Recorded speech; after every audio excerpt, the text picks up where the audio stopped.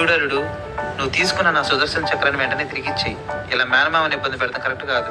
నిజంగా చెప్తున్నాను మావయ్య, నా దగ్గర లేదు. కావాలంటే నా చేతిలో చూడండి, ఉందా? ఏది ఇటు చూపించు. గణేష, నా త్రిశూలాన్ని నాకు తిరిగిచ్చేయి. నేను ఇవ్వను, నేను ఆడుకోవాలి. అదేమి ఆట వస్తువు కాదు గణేష, తిరిగిచ్చేయి.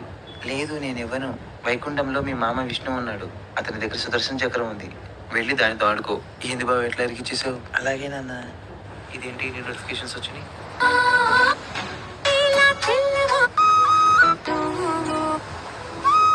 గుడికొచ్చి ఏనాడు దండం పెట్టుకోడు కానీ ఈ స్టేటస్లకి తక్కువ లేదు. ఇదిగో శివ్జీ, మీరు ముందు ఆ సాఫ్ట్ హార్ట్ ని కట్టిపెట్టి ఎవడు పడితే వాడి వరాలు అవడం ఆపేది. భలేవారు, అలాగే చేద్దాం. స్వయం నిర్మి భక్తులు నాకు అమృతం కావాలి. ఓకే కదాస్తు. ఇదిగో శివ్జీ, మీరు ముందు ఆ సాఫ్ట్ హార్ట్ ని కట్టిపెట్టి ఎవడు పడితే వాడి వరాలు అవడం ఆపేది. భలేవారు, అలాగే చేద్దాం. స్వయం నిర్మి భక్తులు నాకు అమృతం కావాలి. ఓకే కదాస్తు. విష్ణు మహాశయ, విను కొంచెం నేను చెప్పేది. తనే నన్ను బదిలాడింది. నేను చెప్పాను నో. తనంది ప్లీజ్. నేను చెప్పాను నో. తనంది ప్లీజ్. సరే ఓకే. ఏం చేయను? సతీ నా కోసం రెండోసారి పార్వతిగా పుట్టొచ్చింది కదా, తన లవ్ ని యాక్సెప్ట్ ఖచ్చితంగా చేయాలి మామ. అయినా శ్మశానంలో తిరిగి నా కోసం రెండోసారి పుట్టొచ్చిందంటే ఇంత గొప్ప ప్రేమ తనది. ఏంటో ఇంకా నమ్మట్లేదా? నిజంగా